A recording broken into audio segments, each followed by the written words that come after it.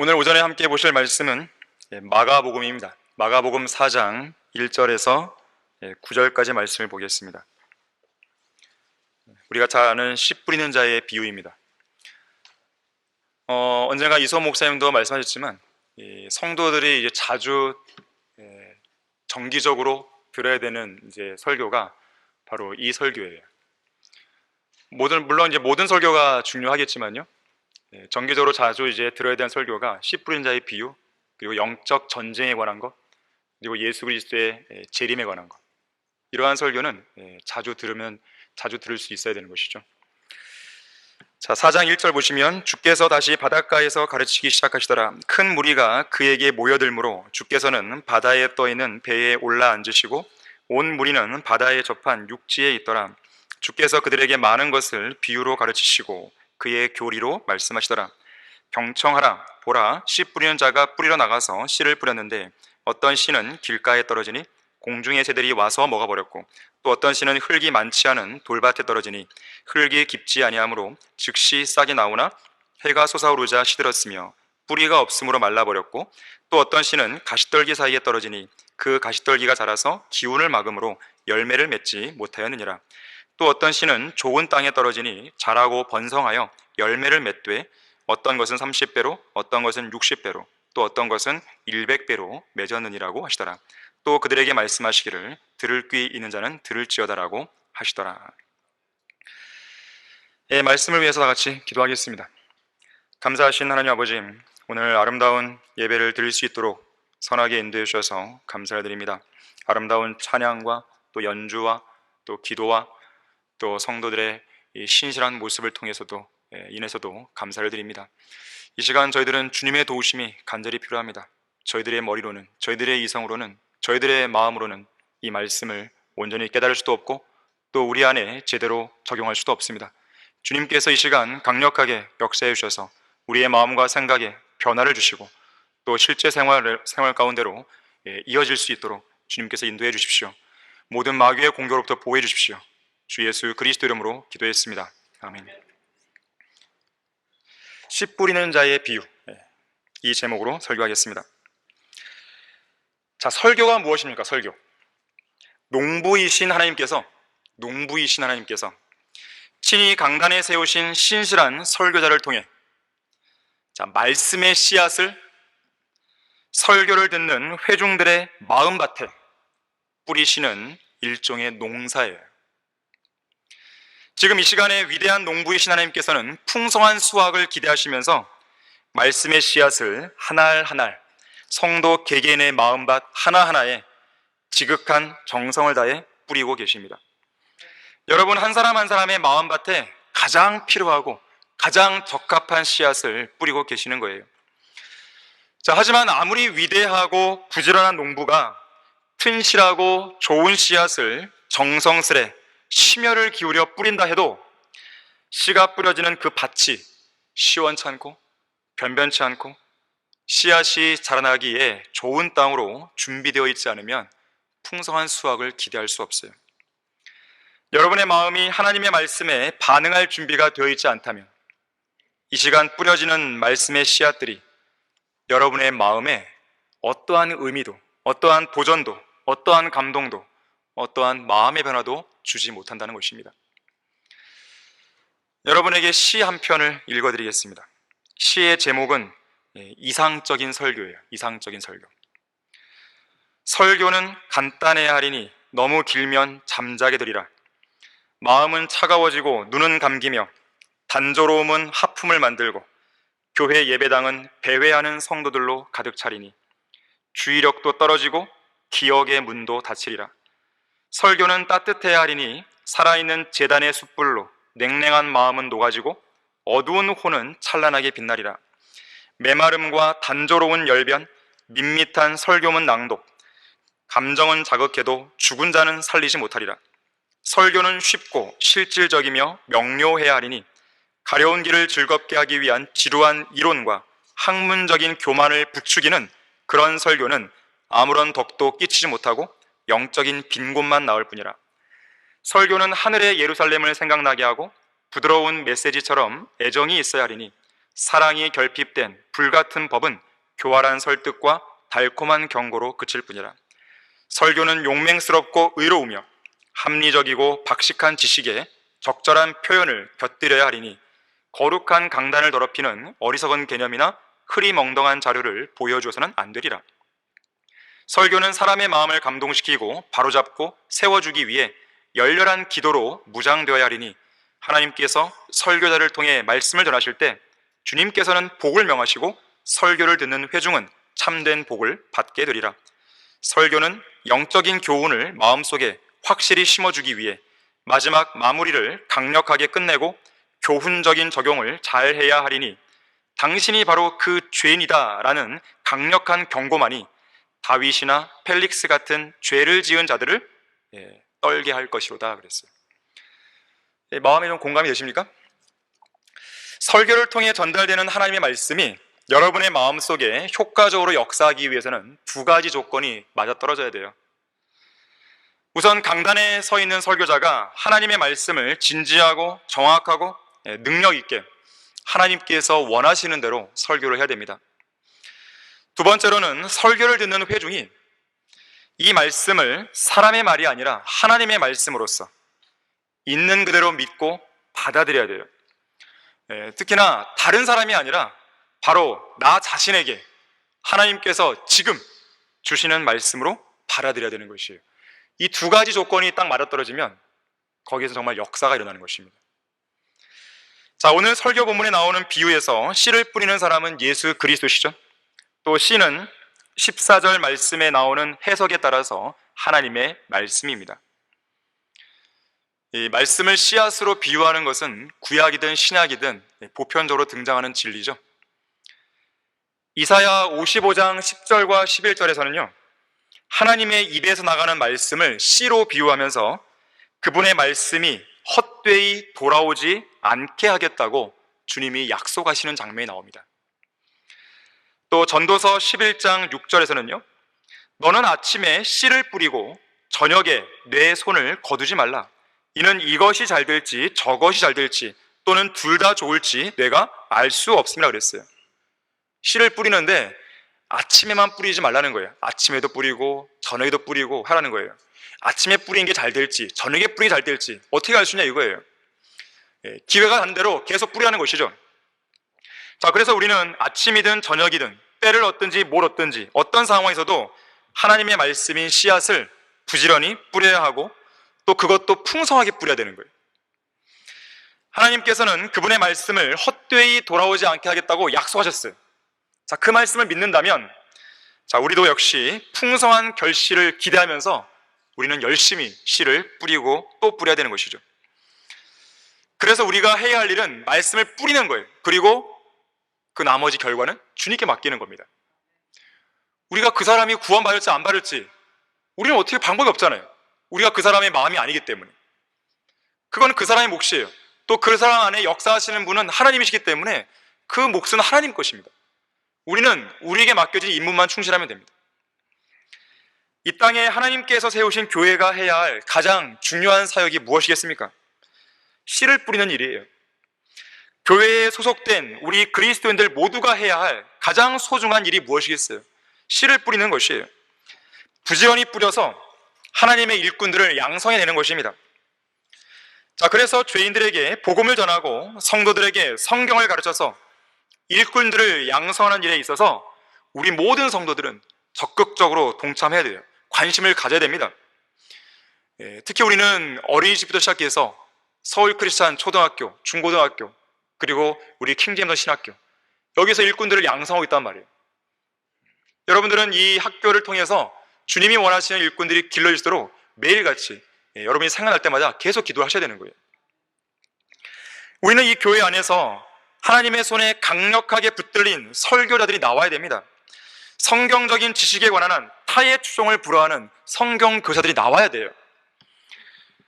전국 주요 도시들을 누비고 산간 마을들과 집들을 돌아다니면서 복음을 전파하는 순회 설교자들이 배출되어야 되는 것이에요. 세계 오지로 가서 이교도들에게 복음과 진리를 전파할 해외 선교사들이 나와야 되는 것입니다. 그런 신실한 일꾼들을 양육해야 할 책임이 우리에게 맡겨져 있어요. 우리 교회에게 맡겨져 있는 거예요. 이 사역보다 더 소중하고 더 기쁘고 더 보람있고 더 의미 있는 사역도 없습니다. 자, 이런 사역이 온전히 이루어지려면 성도들 마음밭에 떨어진 말씀의 씨앗들이 풍성한 열매를 맺어야 돼요. 이런 사역을 억지로 할 수 있는 게 아니잖아요. 내가 막 억지로 한다고 해서 막 선교사가 되고 순회 설교를 하게 되고 이 강단에서 설교를 하고 성경을 가르칠 수 있겠습니까? 그건 안 되는 거예요. 풍성한 열매가 그 성도의 마음에서 열매가 맺혀질 때에 자연스럽게 이런 일들은 이루어져 가는 거예요. 우리가 지난 30년 동안 해온 사역이 바로 그런 사역입니다. 억지로 이루는 게 아니에요, 이거는. 자, 풍성한 열매를 맺는 마음밭이 되려면 어떻게 됩니까? 자, 첫 번째로 단단하게 굳어버린 마음의 토양을 깨트려야 됩니다. 단단하게 굳어버린 마음의 토양을 깨트려야 돼요. 무엇을 통해서? 말씀을 통해서 그렇게 해야 됩니다. 자, 본문 4절에 보니까 길가에 떨어진 씨가 나오죠. 이 부분을 15절에서 해석해주고 있습니다. 말씀이 길가에 뿌려졌다는 것은 이들을 두고 하는 말이니 즉 말씀을 듣자 곧 사탄이 와서 그들의 마음속에 뿌려진 말씀을 빼앗아가는 자들이요 그랬어요. 자, 길가와 같은 마음은 어떤 마음이냐면 부주의한 마음이에요. 게으른 마음이에요. 태만한 마음입니다. 무관심한 마음이에요. 하나 더 말씀드리면 비판적인 마음입니다. 말씀을 듣는데 부주의해요. 그러니까 길가에 떨어지죠. 말씀을 듣는 일에 무척 게으릅니다. 설교를 듣고 깨닫는 것에 관심이 없어요. 무관심. 오직 이 설교자와 저 설교자를 비교하면서 이러쿵저러쿵 설교 내용에 대해 비판하게만 하는 것입니다.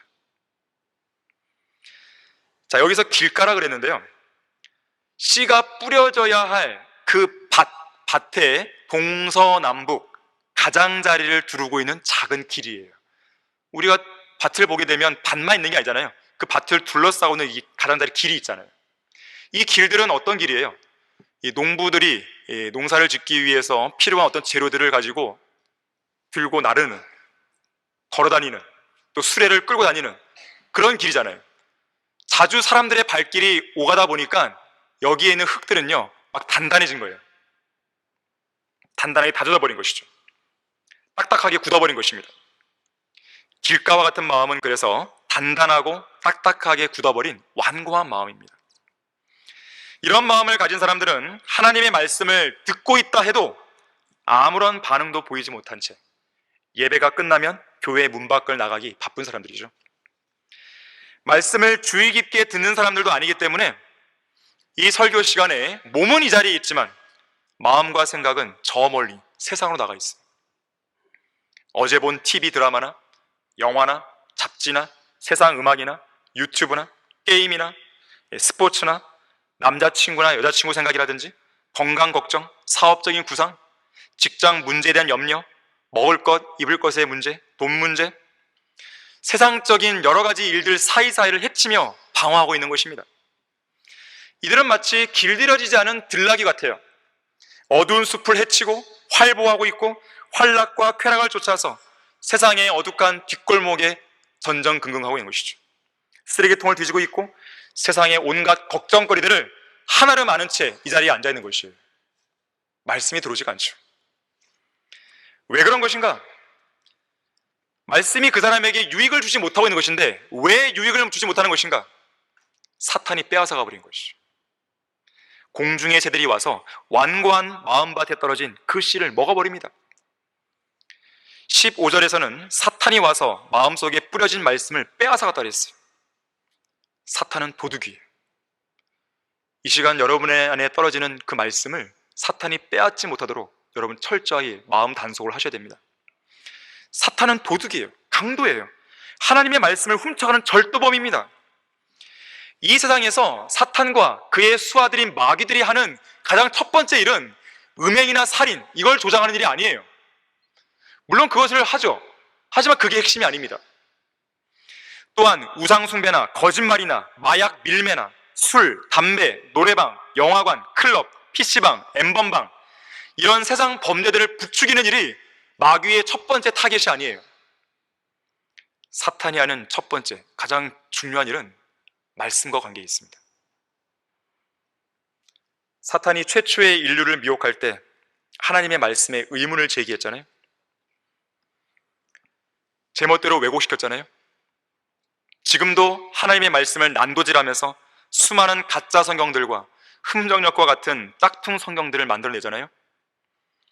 또한 삭제되었든 첨가되었든 관계없이 아무 성경이나 읽어도 된다고 거짓말하면서 사람들을 속이고 있잖아요. 특히 오늘 본문 15절에 보면요, 마음이 완고한 그 사람이 말씀을 듣자마자 곧바로 사탄이 왔다 그랬어요. 곧 사탄이 와서 그랬어요. 하나님의 말씀을 공격하고 하나님의 말씀을 훔쳐가는 일에 있어서 사탄은 결코 다음 기회로 미루거나 지체하는 법이 없어요. 지금 설교를 들으려고 주의를 기울이고 있는 여러분의 마음밭 곁에 마귀가 다가와 있다는 사실을 인식하고 계십니까? 틈만 보이면 여러분의 마음속으로 들어오려 하는 사탄의 계략을 인지하고 있습니까? 여러분이 하나님의 말씀 앞에 더 가까이 다가가면 다가갈수록 사탄도 더 가까이 다가오는 거예요. 지금 사탄은 설교를 듣기 위해 앉아있는 여러분 곁에 바짝 다가와서 여러분의 귀에 설교가 들리지 않도록 방해를 하고 있습니다. 우리로 하여금 말씀들을 듣지 못하게 할 수만 있다면 마귀는 무슨 짓이든 할 것이에요. 졸음이 쏟아지게 한다든지, 온갖 잡생각이나 엉뚱한 망상에 사로잡혀 있게 한다든지, 걱정거리나 염려, 두려움 등이 밀려오게 한다든지 모든 수단을 동원합니다. 하지만 여러분이 이런 마귀의 공격을 이겨내고 설교에 잘 집중해서 말씀을 듣는 데 성공하게 되면 마귀는 그 다음 단계로 옮겨가서요, 여러분의 마음에 빗장을 걸어 잠깁니다. 그리고 하나님의 말씀을 여러분의 마음으로 받아들이지 못하게 만들어버려요. 들었더라도 마음으로 수긍하지 못하게 만듭니다. 말씀을 저만치 밀어내고 튕겨내어버리는 것이에요. 실제로 설교 시간에 보게 되면요, 수많은 말씀의 씨앗들이 마음밭에 떨어지지만 그중 상당히 많은 씨앗들이 심겨지지 못하고 마음 바깥 가장자리 길가로 튕겨져 나가는 것을 보게 됩니다. 어떻게 알 수 있는지 아십니까? 여러분의 눈빛을 보면 알 수 있어요. 이 시간에 여러분의 눈빛을 보면서 눈빛이 안 좋은 사람들을 가리켜서 말할 수는 없잖아요. 그건 본인이 판단해야 되는 것이죠. 근데 보인단 말이에요. 자, 몸의 빛은 눈이라 그랬습니다. 여러분의 눈이 반짝반짝 빛난다는 것은 하나님의 말씀이 여러분의 마음밭에 지금 잘 심겨지고 있다는 증거예요. 그러다 보니까 온몸이 환하게 되겠죠. 하지만 눈에 총기가 흐려지고 어둠의 그림자가 깃들어 있다는 것은 마음이 너무나 완고하고 단단해서 말씀의 씨앗이 뚫고 들어갈 수가 없는 겁니다. 그러다 보니까 그 안에 있는 어둠을 몰아내지 못해요. 그래서 여러분의 눈빛이 흐린 것이죠. 오늘날 대부분의 교인들은 하나님의 말씀을 듣는 것을 매우 지루해하죠. 세상에는 육신의 정욕과 안목의 정욕과 생의 자랑을 충족시켜주고 쾌락을 만족시켜주는 요소들이 너무 많은 것이에요. 그런 쾌락적인 요소들에 비하면 정말 설교는 지루하고 따분하게 느껴지는 것입니다. 너무나 고리타분하게 느껴지는 거예요. 그래서 장경동 같은 사람들이 등장합니다. 그래서 정광훈 같은 사람들이 나오는 거예요. 사람들을 웃기고 울렸다가 들어왔다가 내려놨다가 막 그러는 거예요. 그런 사람들을 찾아다니는 거예요, 사람들이. 그렇게 재밌는 쇼도 없기 때문에 그렇습니다. 또한 마귀는요, 여러분이 설교를 들을 때 하나님의 말씀을 의심하게 만듭니다. 이 말씀은 인간의 말이지 하나님의 말씀이 아니라고 생각하게 만드는 거예요. 성경 말씀은 유일무이한 절대 진리가 아니라 그저 세상 종교들이 신봉하는 여러 경전 중 하나이거나 신화에 불과해 라고 하는 것이죠.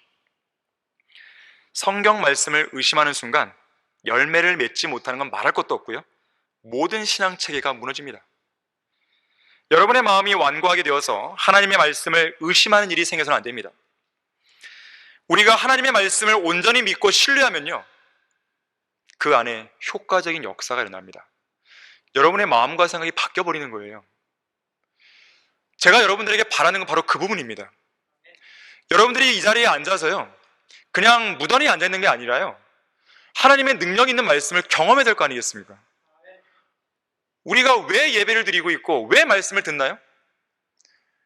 우리가 예배를 드리는 것은 살아계신 하나님께 영과 진리로 드리는 거 아니겠습니까? 그리고 하나님께서 이 시간 나에게 주시는 말씀을 통해서 뭔가 변화되는 그런 경험을 하기 위한 거 아니겠습니까? 자, 그렇다면 그런 역사를 경험해야 되죠. 우리 다 같이 데살로니가 전서 2장 13절 한번 보겠습니다. 저는 이 말씀을 늘 읽고 지나갈 때마다요, 항상 유념해서 봅니다. 또 이 말씀을 정말 사랑해요.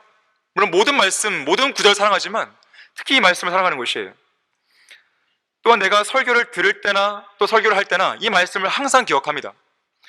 이로 인하여 우리가 하나님께 쉬지 않고 감사함은 너희가 우리에게 들은 바 하나님의 말씀을 받을 때에 사람들의 말로 받아들이지 아니하고 사실 그대로 하나님의 말씀으로 받았음이니 이 말씀이 믿는 너희 가운데서도 효과적으로 역사하느니라 그랬어요.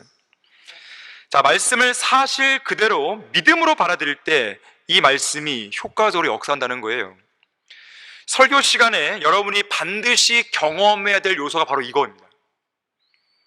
주님께서 물으십니다. 내 말이 불 같지 아니하냐? 바위를 부숴 조각내는 큰 망치 같지 아니하냐? 이 말씀을 이 시간 경험하고 있습니까? 여러분은 설교를 매주마다 듣는데 매주마다 그러한 경험을 하고 있습니까? 그런 경험을 해야죠. 그래야 정말 신이 나는 거예요. 그래야 정말 설교가 너무나 즐겁고 기쁘고 내 마음에 도전이 되고 의미가 되고 이것이 살아있는 말씀으로 막 다가오는 거예요. 자, 풍성한 열매를 맺는 마음밭이 되려면 어떻게 됩니까? 두 번째로 믿음의 뿌리를 깊게 내릴 수 있는 충분한 토양을 준비해야 됩니다. 뿌리가 깊게 내리려면 토양이 흙이 충분해야 됩니다. 자, 오늘 본문 5절과 6절에서는 흙이 많지 않은 돌밭에 떨어진 씨가 나와요. 자, 16절, 17절이 그 의미를 해석해주고 있죠. 또 이와 같이 말씀이 돌밭에 뿌려졌다는 것은 이들을 두고 하는 말이니 그 말씀을 듣고 즉시 기쁨으로 받으나 그들 안에 뿌리가 없으므로. 자, 지금 이 밭은요, 두 가지 문제가 있습니다. 하나는 흙이 많지 않다는 것이고요, 두 번째는 뿌리가 없다는 거예요. 뿌리가 없으므로 잠시 동안만 견디다가 후에 그 말씀으로 인하여 고난이나 박해가 오면 곧 실족하는 자들이요 그랬어요. 돌밭에는 돌이 많죠. 흙은 많지 않습니다. 흙이 충분하지가 않아요. 흙보다는 돌이 많습니다. 돌이 많이 있는 밭에는 곡식이 자랄 수가 없죠. 그래서 농부들은 틈만 나면 돌을 골라내는 것입니다. 이런 밭에는 풀조차 자라나기가 쉽지 않습니다. 뿌리가 내릴 수 있을 만큼 흙이 깊지 않기 때문에 그래요. 그래서 이 돌밭과 같은 마음을 이렇게도 표현합니다. 깊이가 없어요. 얄팍하고 깊이가 얕은 그런 마음입니다. 이런 토양에는 씨가 떨어져도 뿌리를 내릴 수 있는 환경이 조성되지 않았기 때문에 이런 마음을 가진 사람들은 말씀을 듣고 기쁨으로 받아들여도 뿌리가 형성될 수가 없어요. 형성되어도 뿌리를 내릴 수가 없어요. 쉽지가 않습니다. 자, 성경에서 뿌리는 누굽니까? 예수 그리스도세요. 요한계시록 22장 16절에서는 예수님을 가리켜서 다윗의 뿌리라 해서 다윗의 뿌리. 로마서 15장 12절도 이새의 뿌리 그랬어요. 자, 뿌리는 예수 그리스도세요. 자, 뿌리가 없다는 말은 뭐예요? 예수님이 그 안에 안 계신다는 말입니다. 그 말은 뭡니까? 구원받지 않았다는 말이에요.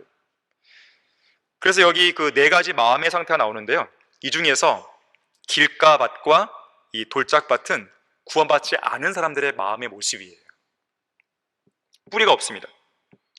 그래서 이들은 믿는다고 고백을 하는데 나중에 말씀 때문에 시험이 오고 고난이 오고 환난이 오고 박해가 닥치면 곧바로 실족해버립니다.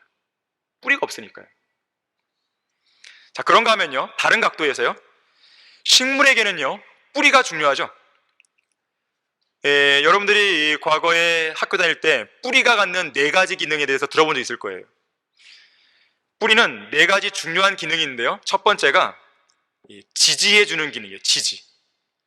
식물의 몸체 전체를, 식물의 줄기를 지탱해줍니다. 그래서 흙 속에 뿌리를 깊게 내린 나무일수록 강한 바람을 잘 이겨냅니다. 두 번째 기능은요, 흡수하는 기능이에요. 뭔가를 흡수합니다. 흙 속에 있는 수분을 흡수하죠. 흙 속에 있는 무기양분을 뿌리털이 흡수합니다. 그렇게 흡수된 물과 무기양분은 줄기의 물관을 통해서 식물 전체에 물과 영양분을 공급해 줍니다. 그걸 통해서 식물이 건강하게 자라나는 거예요. 어떤 나무는 뿌리 하나가요 10m 이상 깊게 뻗어나가기도 한다 그래요. 뿌리가 깊게 뻗을수록 키도 크고 가뭄에 덜 시달리고 더 많은 양분을 빨아들일 수 있습니다. 자, 뿌리의 세 번째 기능은 호흡하는 기능이에요. 첫 번째는 지탱해 주는 것이고, 두 번째는 흡수하는 것이고, 세 번째는 호흡하는 기능. 산소를 받아들이고 이산화탄소를 방출하는 역할을 뿌리가 한다고 합니다. 뿌리가 숨을 쉬는 기능은 매우 중요해요.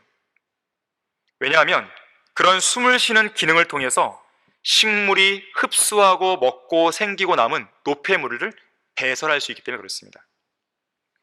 마지막으로 뿌리는 저장하는 기능이 있습니다.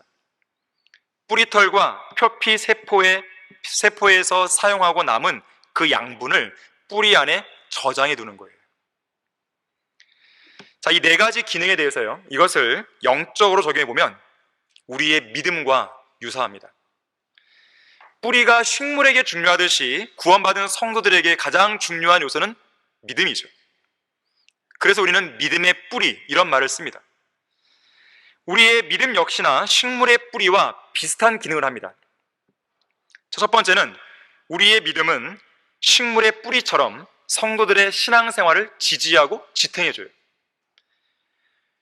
여러분의 신앙생활을 감정에 의존해서는 안 됩니다. 감정에 의존한 사람은요, 늘 흔들려요. 늘 넘어집니다. 늘 실족합니다. 하지만 자신의 믿음의 신앙생활을 의지하는 사람들은 견고하게 서 있어요. 감정에 휘둘리지 않습니다. 진리의 말씀 안에 믿음의 뿌리를 견고히 내린 성도만이 어떤 상황에서도 흔들리지 않고 고난이나 환난이나 시련이나 시험이나 유혹을 잘 이겨내는 것이에요. 두 번째로는요, 믿음도 식물의 뿌리처럼 하나님의 말씀을 온전히 흡수할 수 있도록 도와줍니다. 흡수하는 기능이 있어요. 말씀 안에 들어있는, 성경 안에 들어있는 여러 가지 영양소, 영적인 영양소를 믿음을 통해 흡수하는 거예요. 그러면서 장성한 분량에 이르게 도와주는 것이죠. 믿음을 통해서 하나님의 말씀에 밀착하고 약속의 말씀들을 굳게 붙들고 있는 성도는 쉽게 흔들리지 않습니다. 하나님을 온전히 믿고 신뢰하는 성도는 침몰하거나 무너지지 않는 이유가 바로 여기에 있는 거예요. 자, 세 번째로는요, 믿음은 식물의 뿌리처럼 영적인 호흡을 도와줘요. 성도들에게 있어서 호흡은 뭡니까? 기도죠. 믿음 없는 기도는요, 하나님께서 응답하지 않으세요. 제대로 된 기도, 제대로 된 영적 호흡을 하기 위해서는 반드시 믿음이 수반되어야 됩니다. 마지막 네 번째로 식물의 뿌리처럼 저장하는 기능이 있습니다. 믿음을 통해 흡수된 진리의 말씀은 우리 안에 영적인 지식과 자양분으로 축적이 됩니다. 이렇게 저장된 말씀으로 영적 감각을 단련시키고 선악을 분별해서 때로는 영적 전쟁을 수행하는 그리스도의 군사로서, 때로는 그리스도의 일꾼으로서 주님의 일을 섬기게 되는 거예요. 내 안에 축적된 말씀이 없다면요, 성경적인 지식이 없다면요, 그 어떤 일도 할 수가 없습니다. 제가 그것을 이 교회에 와서 초반에 경험한 적이 있었는데, 청년부 회장을 했을 때가 있었어요. 근데 그 당시에는요, 저에게는 어떤 지식적인 부분이나 어떤 믿음이 되게 연약했기 때문에요, 되게 얕았기 때문에요, 청년부를 잘 이끌 수 있는 역량이 안 되었어요. 그러다 보니까 많은 문제들이 나타났고, 결국 제 자신이 스스로 더 이상 할 수 없다는 걸 알게 됩니다. 그리고 그 사역을 내려놓았었어요. 그리고 나서 한 가지 깨달은 것은 뭐냐면, 하나님의 말씀을 열심히 공부해야겠다는 걸 깨달았어요. 성경적인 지식이 없으면 어떤 사역에 있어서나 그것이 작든지 크든지 리더가 될 수 없다는 걸 알게 된 것입니다.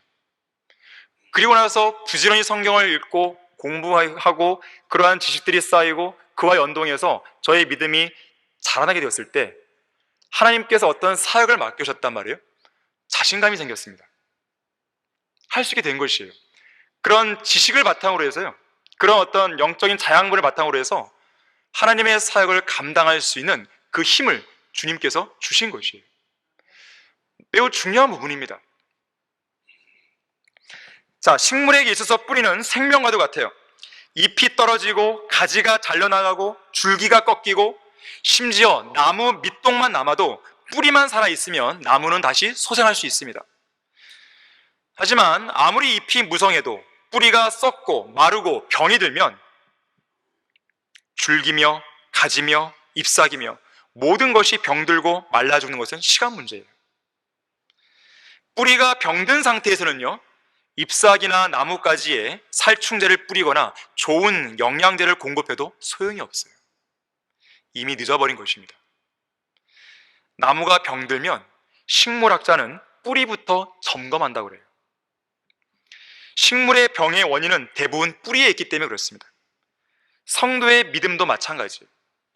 믿음의 뿌리가 병든 성도는 영적인 삶 전체가 병들어 있기 마련입니다. 말씀을 통해 어떤 조명도 얻지 못해요. 기도도 할 수 없어요. 경건의 모양은 있는데 경건의 능력은 나타나지 않습니다. 간증도 없어요.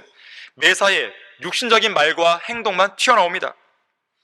세상 냄새가 나고 종교적인 위선자로 살아갑니다. 열정이 없어요. 마음은 냉랭합니다. 주님을 위해 어떤 일도 못해요. 어떤 열매도 맺지 못하는 거예요. 믿음의 뿌리가 마르면 그 사람의 신앙생활은 점점 메말라갈 수밖에 없습니다. 그래서 마귀가 가장 먼저 성도의 믿음을 공격하는 거예요. 의지를 무력화시킵니다. 믿음을 사용하지 못하게 만들어요. 계속 감정적인 그리스도인을 만들어버립니다. 믿음이 자라날 수 있는 환경을 완전히 차단시켜버려요. 심지어 믿음을 파괴시키기 위해서요, 거짓 교리들을 양산해냅니다. 그 결과 성도들로 하여금 믿음에 대한 선한 양심을 내던지도록 하게 하고 파손시키는 것이죠. 믿음을 부인하게 하고 심지어 믿음을 아예 쓰레기통에 내버리도록 만들어버리는 거예요. 주님께서는 묻으셨어요. 인자가 올 때 믿음을 찾아볼 수 있겠느냐 그랬어요. 풍랑이 일었을 때 제자들이 두려워 떨었죠. 그때 잠드신 예수님을 깨웠죠. 그때 예수님께서 풍랑을 잠재우시죠. 그런 가운데 예수님이 하신 말씀이 있어요. 너희들의 믿음이 어디에 있느냐? 믿음을 어디다가 버려두면 안 됩니다. 믿음을 가지고 있어야 됩니다. 믿음에서 떠나 미혹한 영들과 마귀들의 교리들을 따르게 합니다. 방황하게 하고요, 믿음에 관한 정도를 벗어나게 만들고 믿음을 뒤엎어버리고 믿음에 관해서는 버림받은 자들이 되도록 만들어버립니다. 지금 제가 언급했던 이런 내용들이 다 어디에 나오냐면 디모데 전서와 디모데 후서에 나와요. 믿음에 대한 내용들이에요. 마귀가 이런 일들을 하는 것이에요. 결국에는 어떻게 되는지 아십니까? 믿음을 뿌리째 마르게 함으로써 아예 믿음을 찾아볼 수 없는 그런 성도들로 전락시켜버립니다. 마귀가 믿음의 뿌리를 공격하는 방법은 매우 교묘해요. 가장 잘 사용하는 방법이 은밀하게 쓴 뿌리가 자라나게 만드는 거예요. 믿음의 뿌리가 자라나야 될 그 공간에 쓴 뿌리를 자라나게 해버리는 것입니다. 그래서 성경은 우리에게 경고하죠. 열심히 돌아보아 하나님의 은혜에 미치지 못하는 자가 없도록 하고 또 쓴 뿌리가 나와서 너희를 괴롭게 하거나 혹 그것 때문에 많은 사람이 더럽혀지지 않도록 주의하라고 경고하고 있어요. 쓴 뿌리는 전염성이 강합니다. 나만 문제가 되는 게 아니에요. 옆에 지체들에게 문제를 확산시켜버립니다.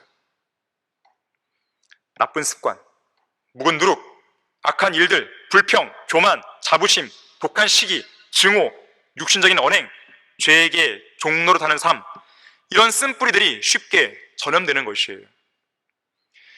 믿음의 생활에는요, 여러분만 있는 게 아닙니다. 여러분보다 믿음이 성숙한 사람도 있지만 성숙하지 못한 사람도 있다는 것을 기억하셔야 돼요. 그래서 여러분에게는 별거 아닌 문제가 믿음이 연약한 성도들에게는 대단히 큰 문제로 다가올 수 있어요. 여러분에게는 정말 아무렇지도 않게 생각했던 그런 말과 행동들이 믿음이 연약한 성도들에게는 아주 치명적인 영향을 미칠 수 있다는 걸 기억하셔야 됩니다. 조심하셔야 됩니다.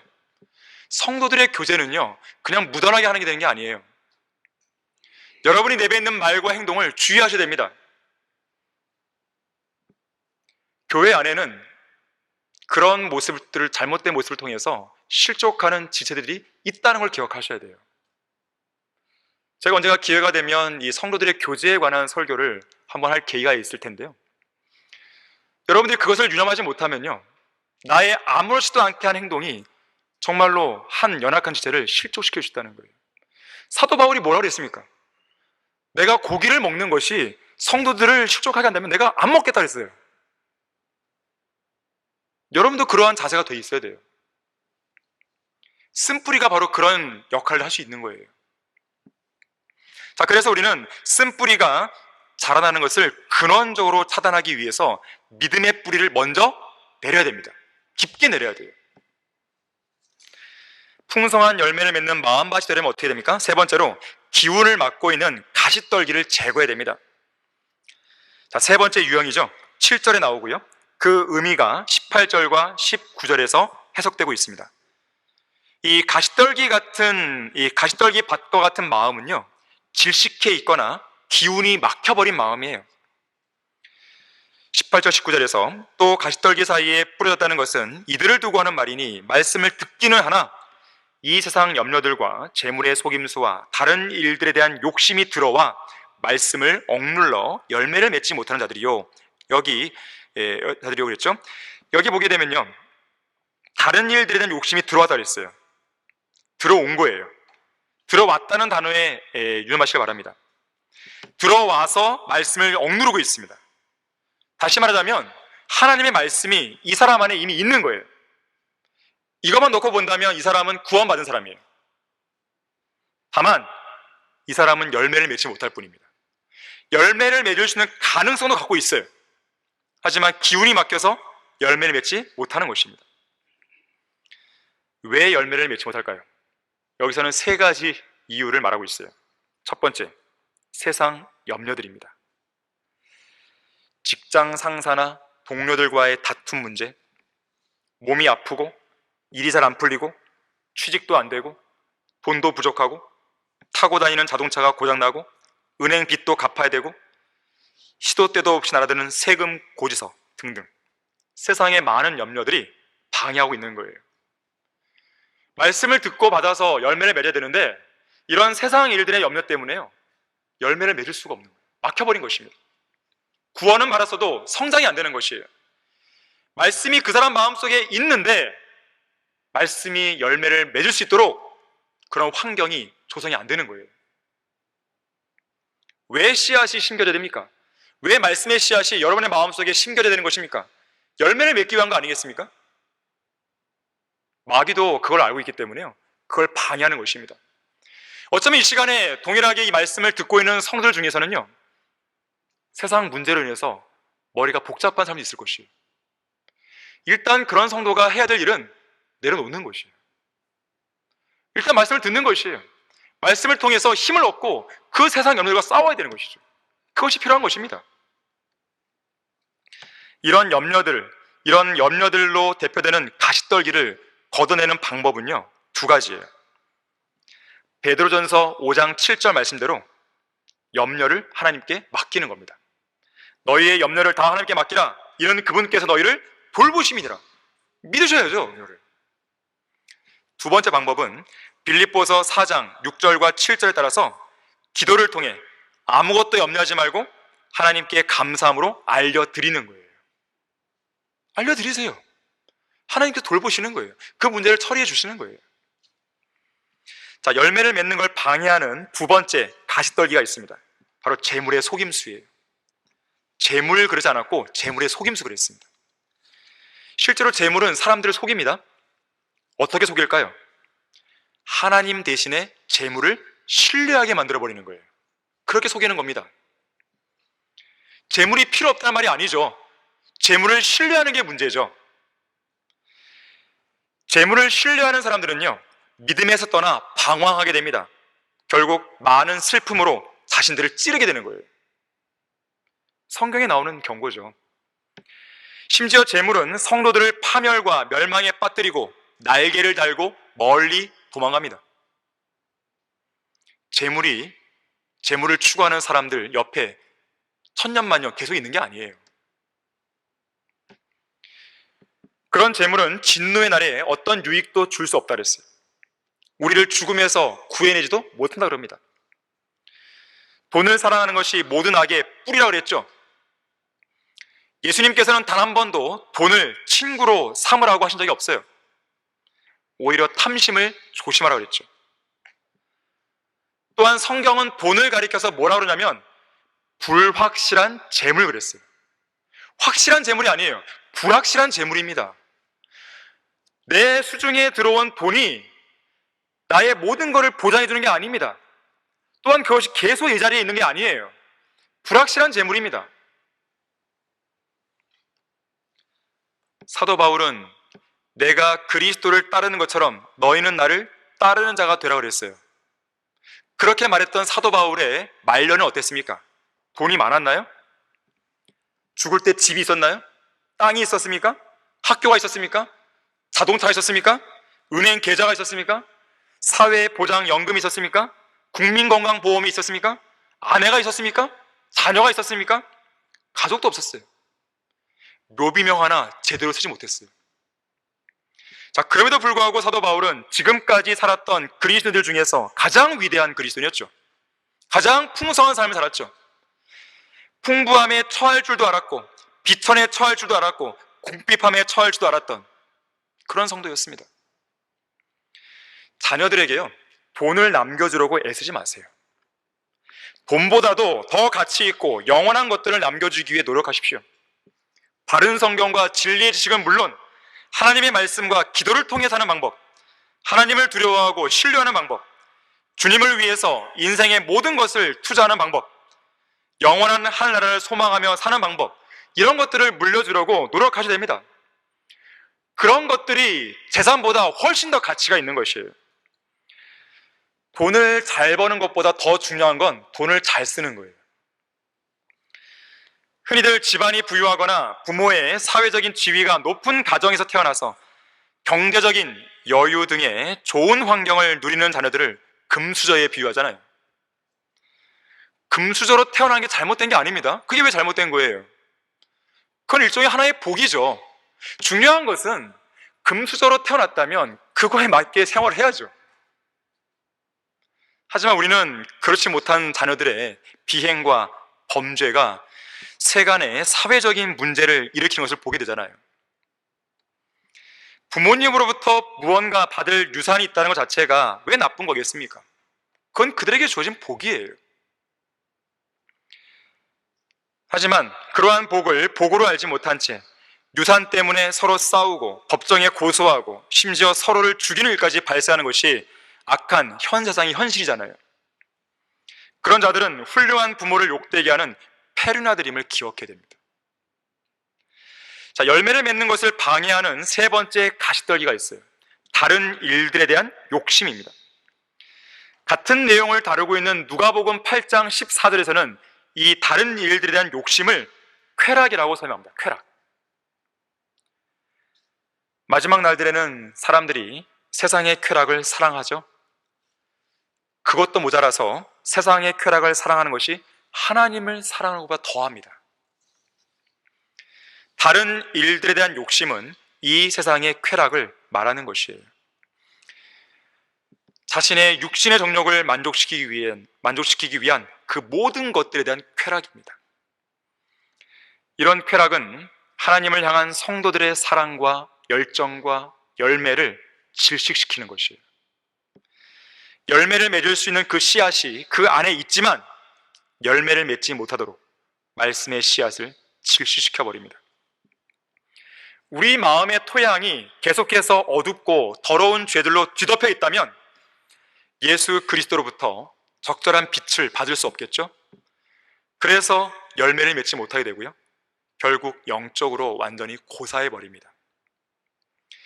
맛을 잃어버려 쓸모 없어진 소금은 세상에 버려져서 사람들의 발에 밟힐 수밖에 없습니다. 그래서 맛을 잃어버린 그런 소금과 같은 성도들은요, 세상에서 이리저리 치여다니는 거예요. 이리 치이고 저리 치이고. 하나님께서는 그런 세상 사람들을 사용하셔서요, 그런 열매를 맺지 못하는 그리스도인들을 뽑아버리실 수 있습니다. 물론 그리스도인은 구원받았기 때문에 구원을 잃어버리진 않죠. 하지만 많은 걸 잃어버립니다. 남편을 잃어버릴 수 있고요, 아내를 잃어버릴 수 있고요, 자식을 잃어버릴 수 있고요, 부모를 잃어버릴 수 있고요, 간증을 잃어버릴 수 있고요, 기도의 응답을 잃어버릴 수 있고요, 기쁨, 풍성한 삶, 확신, 유업, 상급, 보상, 재산, 심지어 자신의 생명까지도 잃어버릴 수 있는 거예요. 그리스도인에게 있어서는 이런 것들이 뭡니까? 저주죠. 구원받지 않은 죄인들에게는 지옥 가는 게 저주겠지만 그리스도인들에게는요, 지옥에 안 가니까 이런 것들이 저주인 거예요. 병든 독수리는 날개에 내려앉는 먼지를 털어버릴 힘이 없어서 죽어간다 그래요. 먼지가 얼마나 무거우면 그걸 털어버릴 힘이 없나요? 병든 독수리, 그런 모습이 바로 이런 세상의 쾌락을 사랑하는 그리스도인들의 모습입니다. 영적으로 고사해버리는 거예요. 주를 앙망하는 자는 독수리가 날개치며 올라가는 것 같다고 했는데, 날개에 먼지가 낀 병든 독수리는 날아오르지 못하는 거예요. 날아오르지 못하고 이 땅을 배회하면서 먹이를 쪼아먹고 있는 닭처럼 그렇게 되는 거예요. 닭과 독수리의 모습을 비교해 보세요. 이게 비유가 되겠습니까? 그런데 그런 닭처럼 살아가는 독수리도 있다는 거예요. 결론을 맺겠습니다. 열매를 맺는 성도 되려면요, 첫 번째, 두 번째, 세 번째 유형과 같은 그런 마음의 토양을 완전히 갈아엎어버려야 됩니다.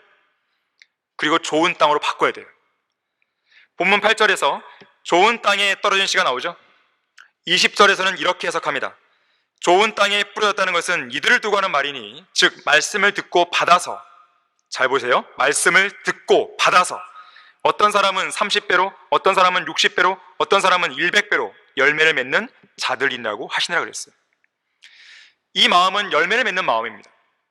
생산적인 마음을 가진 마음이에요.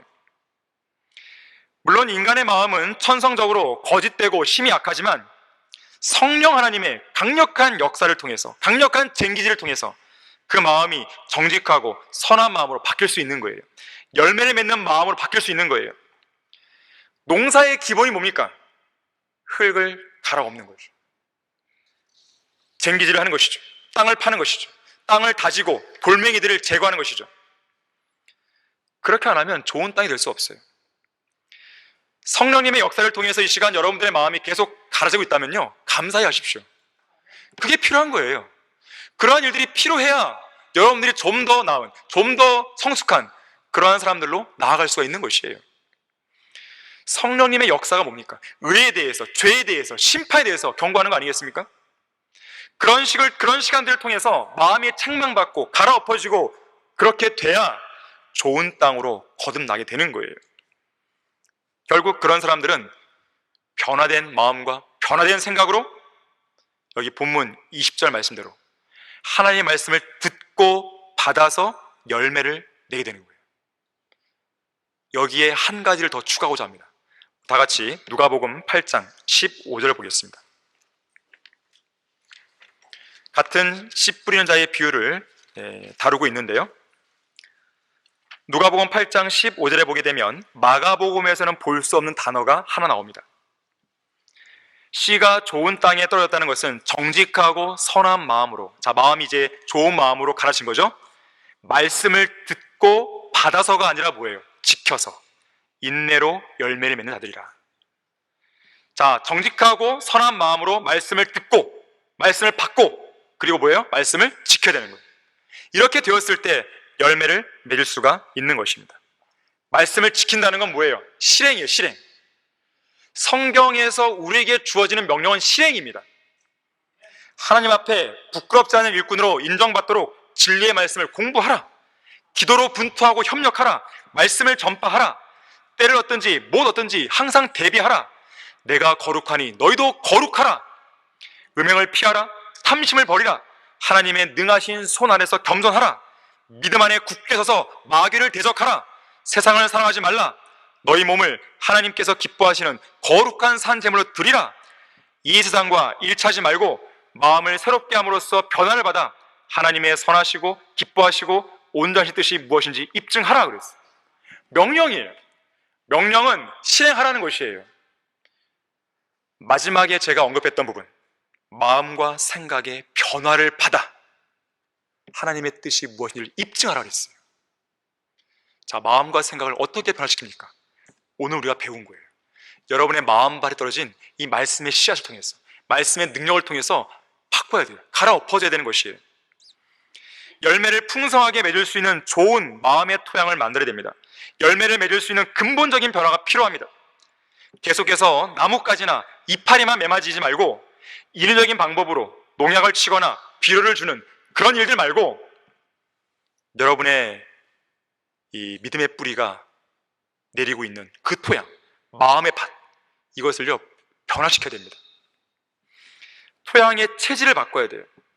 체질이 안 바뀌면 열매를 기대할 수 없어요. 여러분의 마음밭이 바뀌지 않으면 아무것도 안 바뀝니다. 여러분도 성숙하고 싶고 상급과 유업을 받고 싶잖아요. 주님께 칭찬받고 싶잖아요. 주님께 인정받고 싶잖아요. 방법은 단 한 가지예요. 이거예요.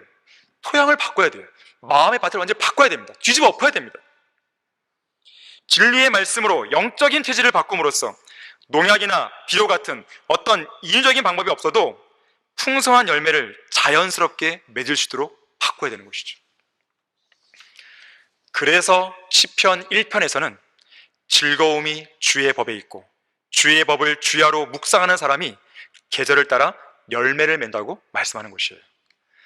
자, 여러분 모두가 그렇게 함으로써 예수 그리스도를 통해 얻는 의의 열매들로 하나님께 영광과 찬양을 돌리는 그런 성도 되기를 바랍니다. 자, 다 같이 기도하겠습니다. 감사하신 하나님 아버지, 우리는 아주 기본적인 설교를 들었습니다. 기본적이지만 아주 중요한 설교입니다. 제가 설교 서두에도 얘기했지만 이 설교는 자주 들어야 됩니다. 정기적으로 들어야 됩니다. 우리의 해이해진 마음을 바꿀 수 있는 방법이기 때문에 그렇습니다. 이 시간에 성령의 능력을 통해서, 진리의 말씀을 통해서 하나님께서는 우리 성도들의 마음을 갈아엎어 주셨는지를 알고 있습니다. 각 성도들이 마음에 무엇을 깨달았고 무엇을 도전받았고 또 어떤 것을 바꿔야 되겠다고 결심했든지 이 시간 나와서 각자 헌신하고 주님 앞에 결단을 표명할 수 있도록 도와주십시오. 주 예수 그리스도 이름으로 기도했습니다.